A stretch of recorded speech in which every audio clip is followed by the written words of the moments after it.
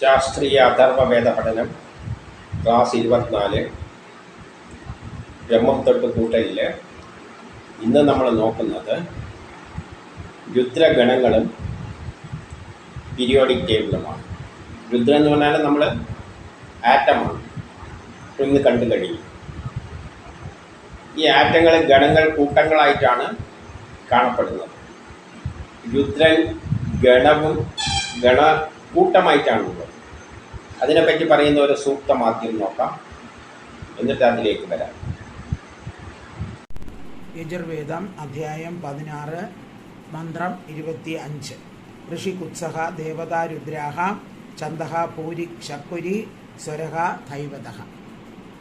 നമോ ഗണേഭ്യോ ഗണപതിഭ്യശ്ച വോ നമോ നമോ പ്രാതേഭ്യോ പ്രാതപതിഭ്യശ്ച വോ നമോ നമോ വൃത്സഭ്യോ വൃത്സപതിഭ്യശ്ച വോ നമോ നമോ വിരൂപേഭ്യോ വിശ്വരൂപേഭ്യശ്ച വോ നമഃ.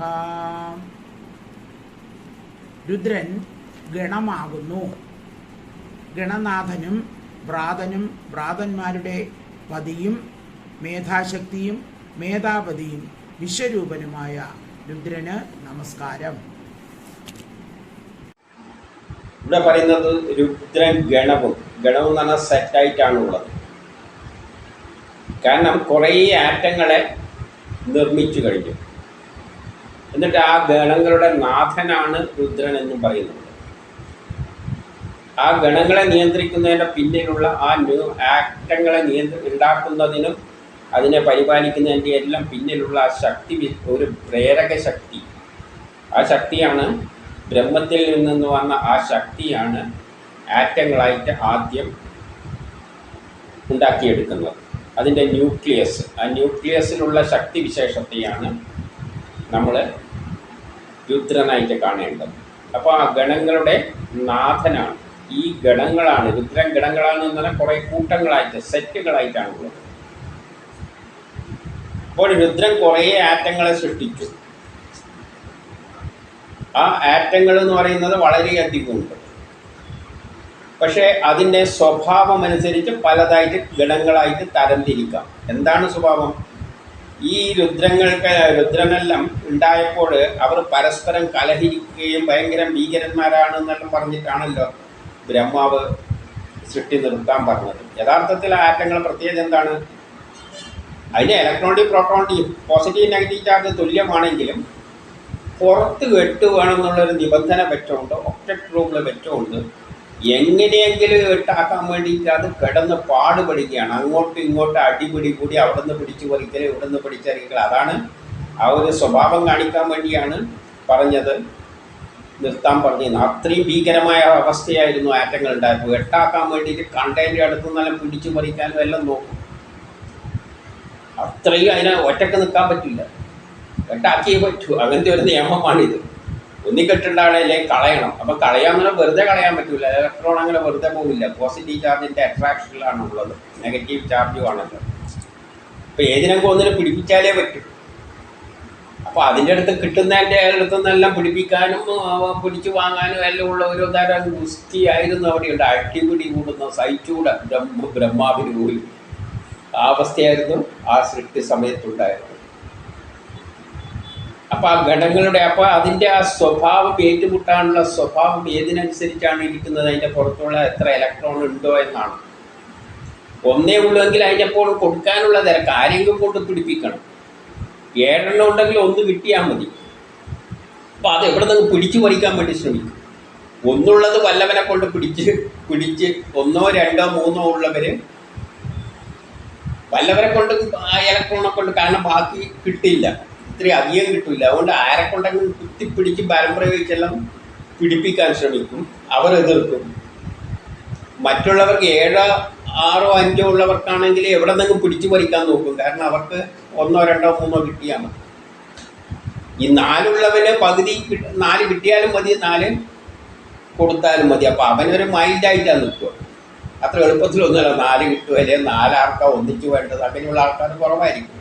ആളെന്ന് പറയുമ്പോൾ ആറ്റങ്ങളാണ്. അപ്പോൾ അവിടെ ഒരു ബഹളമായിരുന്നു. അപ്പോൾ ഈ ആറ്റങ്ങളുടെ പുറത്തുള്ള ഇലക്ട്രോണിൻ്റെ സ്വഭാവം അനുസരിച്ചാണ് ആറ്റങ്ങളുടെ ഗുണങ്ങൾ മുഴുവൻ കിടക്കുന്നത്. അതിൻ്റെ ആ ശക്തി പിടിച്ചെടുക്കാനുള്ള അല്ലെങ്കിൽ കൊടുക്കാനുള്ള ആ ശക്തിയെല്ലാം എത്ര ഇലക്ട്രോൺ പുറത്തുണ്ടോ അതിനനുസരിച്ച്. കാരണം 8 ഉണ്ടാക്കണ്ടേ, ഒന്ന് കിട്ടേണ്ടതാണ്. അത്ര എവിടെ നിന്നെങ്കിലും പെട്ടെന്നെല്ലാം പിടിച്ചെടുക്കാം. പക്ഷേ 2-3 കൊല്ലം വേണ്ടിക്കൽ ഭയങ്കര പാടുപെടുന്നുണ്ട്.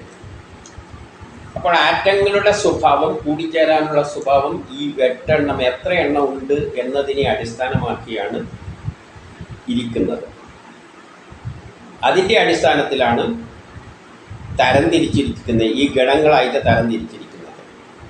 അങ്ങനെ ഗണങ്ങളായിട്ട് തരംതിരിച്ചിരിക്കുന്നതിനെ പറ്റിയുള്ള ഒരു പുരാണ കഥയിൽ പറയുന്നതൊന്ന് നമുക്ക് കേൾക്കാം. കൂർമ്മ പുരാണവും ലിംഗ പുരാണവും രുദ്രന്മാർ 8 എന്ന് പറയുന്നു. രുദ്രാണികളും 8 അവർ ലളിത, വിജയ, ഭദ്ര, ഭവാനി, കുമുദ, ശിവ, വസുദേവി, ശൗരി എന്നിവരാണ്. കൂർമ്മപുരാണത്തിലും ലിംഗപുരാണത്തിലും എല്ലാം പറയുന്നത് രുദ്രന്മാർ 8 തരത്തിലാണ്. അതായത് 8 തരത്തിലായിട്ട് ഗണങ്ങളായിട്ടാണ് തരംതിരിച്ചിരിക്കുന്നത്. എന്താണ് 8 എന്ന് പറഞ്ഞാൽ, 1 ഇലക്ട്രോൺ ഉള്ളത്, ഏറ്റവും പുറത്ത് ഓർബിറ്റിൽ 1 ഉള്ളത് ഒരു ഗണം, 2 ഉള്ള 2 ഗണം, രണ്ടാമത്തെ ഗണം, 3 ഉള്ള മൂന്നാമത്തെ ഗണം, ഇങ്ങനെയാണ് തിരിച്ചിരിക്കുന്നത്.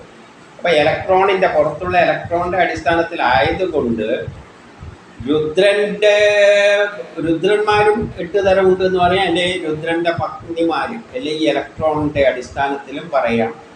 അങ്ങനെ ഒരു 8 പേരുകൾ സ്ത്രീകളുടെ അടിസ്ഥാനത്തിൽ, ഇലക്ട്രോണിൻ്റെ അടിസ്ഥാനത്തിൽ, രുദ്രൻ്റെ ഭാര്യമാരുടെ അടിസ്ഥാനത്തിൽ പറഞ്ഞിട്ടുണ്ട്. അതേതാണെന്ന് വെച്ചാൽ ലളിത, വിജയ, ഭദ്ര, ഭവാനി, കുമുദ, ശിവ, വസുദേവി, ഗൗരി, ഇങ്ങനെ 8 രുദ്രാണികളുണ്ട്.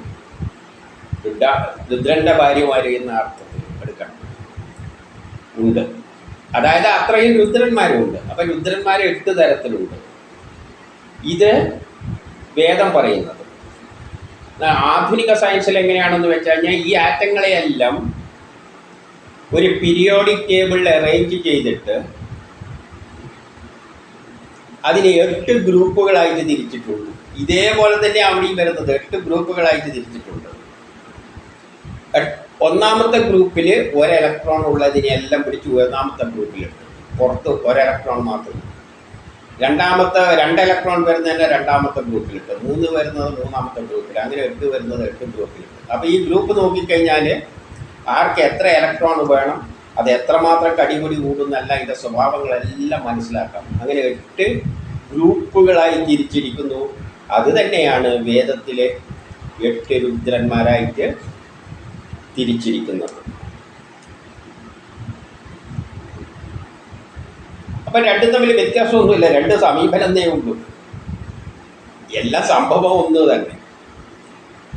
ഇനി വേദം ഒരു പടി കൂടി കടന്നുകൊണ്ട് 8നെ 10 അതെങ്ങനെയാണെന്ന് വെച്ചാൽ, ഈ 1 ഇലക്ട്രോൺ ഉള്ളത് ഒരു ഗ്രൂപ്പ്, 2 ഉള്ളത് 2 രണ്ടാമത്തെ ഗ്രൂപ്പ്, അങ്ങനെയാണ് തന്നെയാണ് 8 ആദ്യത്തെ 8. പക്ഷേ ഈ എല്ലാ ആറ്റങ്ങളെയും എടുത്താൽ ഹൈഡ്രജൻ, ഹീലിയം ആദ്യം വരുന്ന ആറ്റത്തിന് ഒരു ഓർബിറ്റേ ഉള്ളൂ. അത് ചെറിയ ഓർബിറ്റാണ്. അവിടെ ഈ ഒക്ടറ്റ് റൂള് ബാധകം ആക്കാൻ പറ്റില്ല. കാരണം അവിടെ 8 ഒന്നുമില്ല, ആകെ 2 നിൽക്കേണ്ട സ്ഥലമേ ഉള്ളൂ. ചെറിയ ഓർബിറ്റ്. ഹൈഡ്രജന് 1 ഇലക്ട്രോണേ ഉള്ളൂ, ഹീലിയത്തിന് 2 ഉള്ളൂ. അത് 1ാമത്തെ ഓർബിറ്റിൽ തന്നെ ചുറ്റാനേ ഉള്ളൂ. ആ ഓർബിറ്റിൽ 2 നിൽക്കാനും പറ്റുള്ളൂ. അവിടെ മാത്രം ഈ നിയമം തെറ്റിച്ചിട്ടുണ്ട്.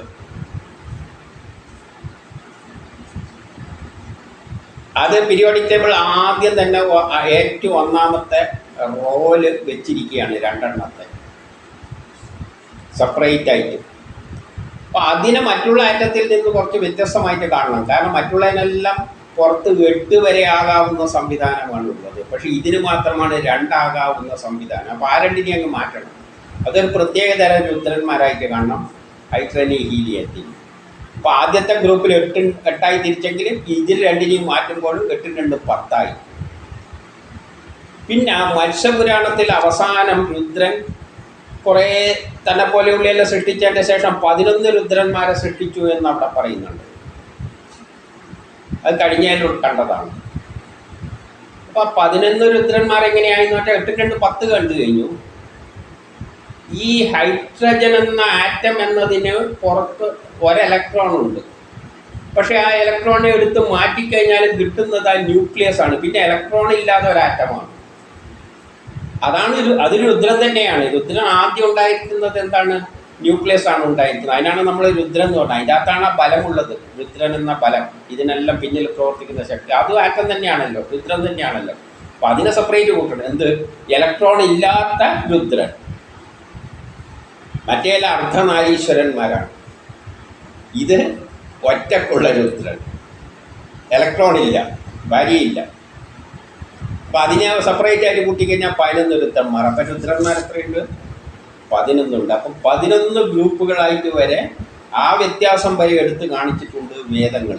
പക്ഷേ ആറ്റങ്ങളിൽ മോഡേൺ സയൻസിൽ 8 ഗ്രൂപ്പായിട്ട് മാത്രമാണ് പറയുന്നത്. പക്ഷേ ഓക്സിജൻ ഹൈഡ്രജനെ പ്രത്യേകം മാറ്റി വെച്ചിട്ടുണ്ട്. അയോണിനെ പ്രത്യേകമായിട്ട് തന്നെ ട്രീറ്റ് ചെയ്യുന്നുമുണ്ട്. അപ്പം അങ്ങനെയും എടുക്കാം 11 പിന്നെ ടോട്ടൽ എത്ര ആറ്റങ്ങളുണ്ട് രുദ്രന്മാരെ സൃഷ്ടിച്ചെന്ന് പറഞ്ഞാൽ ഈ ലോകത്തിലുള്ള എല്ലാ വസ്തുക്കളും ഉണ്ടാക്കിയിട്ടുണ്ട്. അല്ല, എത്ര തരം എന്ന് ചോദിച്ചു കഴിഞ്ഞാൽ മോഡേൺ സയൻസ് പറയും 100 വരെയുള്ളതാണ് പ്രധാനമായിട്ടുള്ളത്. ബാക്കി ഒരു 118 വരെ പോകാമെന്നെല്ലാം പറയും. പക്ഷെ അതിനൊന്നും ലൈഫ് കുറവാണ്. അപ്പം വേഗം നശിച്ചു പോകും. കൃത്രിമമായിട്ട് ഉണ്ടാക്കിയെടുത്തതാണ് അതൊക്കെ. അപ്പം വേദവും പറയുന്നത് എന്തുണ്ട്? ഈ ലിംഗപുരാണത്തിൽ ലിംഗപുരാണത്തിൽ പറയുന്നുണ്ട്, രുദ്രൻ എന്ത് ചെയ്യും? തൻ്റെ 100 ശിഷ്യന്മാരെ, രുദ്രഗണങ്ങളെ തൻ്റെ യാഗങ്ങളിലേക്ക് അയച്ചു കൊടുക്കുന്നു. അപ്പോൾ എവിടെ എന്ത് കാര്യങ്ങൾ നടക്കുമ്പോഴും 100 രുദ്രന്മാരെ, ആറ്റങ്ങളെ, 100 തരം ആറ്റങ്ങളെയാണ് വിട്ടുകൊടുക്കുന്നത്. പ്രപഞ്ചത്തിൽ എന്ത് സൃഷ്ടിക്രമം ഈ ആറ്റങ്ങൾ വെച്ചിട്ടാണല്ലോ ബാക്കി എല്ലാം ഉണ്ടാക്കുന്നത്. ഈ പ്രപഞ്ചം മുഴുവൻ ഉണ്ടാക്കിയ നമ്മൾ ഇരിക്കുന്ന ആറ്റങ്ങൾ വെച്ചിട്ടാണ്. അപ്പം അങ്ങനെയുള്ള യാഗങ്ങൾ വരുമ്പോൾ 100 എണ്ണത്തെ വിട്ടുകൊടുക്കുന്നതാണ്. ഇത്തരത്തിലുള്ള 100 തരം മാറ്റങ്ങളുണ്ട് എന്നും ലിംഗപുരാണം പറഞ്ഞു വെക്കുന്നു. 100. പിന്നെ ചിലയിടത്ത് 108 എന്ന് പറയുന്നത്. 108ന് വലിയ പ്രാധാന്യമുണ്ട് വേദങ്ങളിൽ. കാരണം ആ 108ാമത്തെ നമ്മൾ പറഞ്ഞ 118 വരെ ഇന്നുണ്ടെങ്കിൽ അതൊന്നും സ്ഥിരമല്ല, വെറുതെ കൃത്രിമമായിട്ട് ഉണ്ടാക്കിയതാണ്. അതൊന്നും അധികാലം സമയം നിലനിൽക്കില്ല. പക്ഷേ ഈ 108 വരെയുള്ളതാണ് മാക്സിമം കുറച്ചെങ്കിലും സ്റ്റേബിളായിട്ട് ഉണ്ടാക്കാൻ പറ്റുന്നത്. കാരണം അതിൻ്റെ ഇലക്ട്രോണിക് കോൺഫിഗറേഷൻ ഒരു സ്ഥിരതക്കടുത്ത് നിൽക്കുന്നതാണ് ഈ 108ൻ്റെ. ബാക്കിയെല്ലാം ഒന്നും നിലനിൽക്കില്ല, 100 കഴിഞ്ഞിട്ടൊന്നും നിൽക്കില്ല. പക്ഷേ 108-നൊരു ചെറിയ പ്രാധാന്യമുണ്ട്. അതിൻ്റെ ഇലക്ട്രോണിക് കോൺഫിഗറേഷൻ അങ്ങനെയാണ്. അതുകൊണ്ടാണ് ഈ 108 വരെ ആകാം ഒരു സ്റ്റേബിളായ കണ്ടീഷനിൽ എന്ന നിലയിൽ രുദ്രന്മാർ 108 തരമുണ്ട് എന്നും പറഞ്ഞു വെച്ചിട്ടുണ്ട്. അപ്പം ജനറലായിട്ട് പറയുമ്പോൾ 100 എടുത്താണ്. 100 എന്നാണ് യാഗങ്ങളിലെല്ലാം, മറ്റേതെല്ലാം കൃത്രിമമായിട്ടെല്ലാം ഉള്ളതാണ്. സാധാരണ യാഗങ്ങളിലെല്ലാം പറഞ്ഞു വിടുന്നത് ഈ 100 തരം മാറ്റങ്ങളാണ്. അതുകൊണ്ടാണ് ഈ പ്രപഞ്ചത്തിലുള്ള എല്ലാ കർമ്മങ്ങളും നടക്കുന്നത്. അപ്പോൾ ഈ 100 തരം മാറ്റങ്ങളെയാണ് 8 ഗ്രൂപ്പുകളായിട്ട് പീരിയോഡിക് ടേബിളിൽ അറേഞ്ച് ചെയ്ത് വെച്ചിരിക്കുന്നത്. അത് തന്നെയാണ് വേദങ്ങളും പറയുന്ന 8 തരമുള്ള രുദ്രന്മാർ. പിന്നെ അതിനെ 11 തരത്തിലേക്ക് ബാക്കി ഹൈഡ്രേനിയും ഹീലിയത്തെയും പിന്നെ ഹൈഡ്രജൻ അയോണിയും കൂടി ചേർത്തുകൊണ്ട് ഒരു 11 തരമായിട്ട് സ്വഭാവത്തിൻ്റെ അടിസ്ഥാനത്തിൽ 11 തരമായിട്ട് രുദ്രന്മാരെ തിരിച്ചിട്ടുണ്ട്. അപ്പം ആറ്റങ്ങളെ തിരിച്ച് എല്ലാം വ്യക്തമായിട്ട് ആറ്റങ്ങൾ എത്രയുണ്ടെന്നും ആറ്റങ്ങളെ എത്ര ഗ്രൂപ്പായി തിരിച്ചിട്ടുണ്ട്, അതിൻ്റെ കെമിക്കൽ പ്രോപ്പർട്ടി അതിൻ്റെ അനുസരിച്ചാണ്, അതിൻ്റെ കൂട്ടിച്ചേരാനുള്ള കഴിവല്ല ഈ ഗ്രൂപ്പിനെ അനുസരിച്ചാണ്. പിന്നെ 108 ഉണ്ട് എന്ന് പറഞ്ഞപ്പോൾ ഇലക്ട്രോണിനെ അടിസ്ഥാനമാക്കിയാണല്ലോ ഇതെല്ലാം പറയുന്നത്. രുദ്രന്മാരെ അടിസ്ഥാനമാക്കിയാണെങ്കിലും പ്രാധാന്യം അതിൻ്റെ പുറത്തുള്ള ഇലക്ട്രോണാണ്, അത് ആ ഭാര്യമാർക്കാണ്. അതുകൊണ്ട് വേദങ്ങൾ എന്തും ചെയ്ത് വെച്ചിട്ടുണ്ട്, ഈ 108 ആറ്റങ്ങളുടെയും പേരുകൾ പറഞ്ഞു വെച്ചിട്ടുണ്ട്. എന്താണെന്ന് നോക്കാം.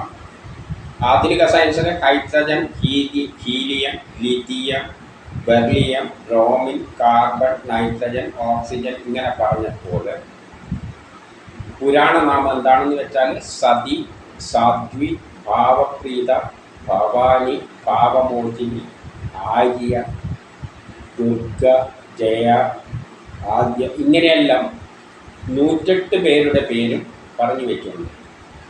എന്തുകൊണ്ടാണ് ഇലക്ട്രോണിൻ്റെ അടിസ്ഥാനത്തിലാണ് വരുന്നത് എന്നുകൊണ്ടാണ് സ്ത്രീ നാമങ്ങൾ കൊടുത്തിരിക്കുന്നത്. അത്രയും രുദ്രന്മാരായിട്ടും കാണാം. കാരണം പ്രകൃതിയും പുരുഷനുമാണല്ലോ. പ്രകൃതി ആ പിന്നിൽ നിന്ന് പ്രേരിപ്പിക്കുന്ന ആ രുദ്രൻ എന്ന ശക്തിയും, അല്ല പുരുഷൻ രുദ്രൻ എന്ന ശക്തിയും, പ്രകൃതി സ്ത്രീ എന്ന നിലയിൽ ദുർഗയുടെ പര്യായ നാമങ്ങളായിട്ടും കൊടുത്തിരിക്കുകയാണ്. അങ്ങനെ 108 ആറ്റങ്ങളുടെ പേരടക്കം നമ്മൾ ഹൈഡ്രജൻ ഹീലിയം എന്നെല്ലാം പറയുമ്പോൾ അത്തരത്തിൽ പറഞ്ഞു വെച്ചിരിക്കുക.